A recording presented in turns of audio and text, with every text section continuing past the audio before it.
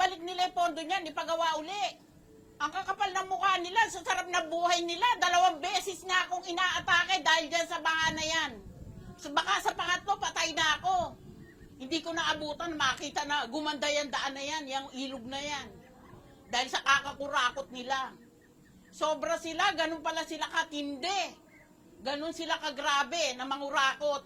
Hindi sila naaawa sa mga tao, sa mga batang nilulubog araw-araw pag pumapasok sa eskwela.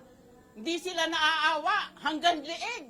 Naglalakad sa karsada dito para lang makapasok. Tapos sila nagpapasarap. Binubulsa ang kaba ng bayan. Wala silang awa sa mga estudyante. Ako sobrang galit ko talaga. Sobrang hirap na inaabot ng mga pamangkin ko. Dahil sa mga ginawa nila.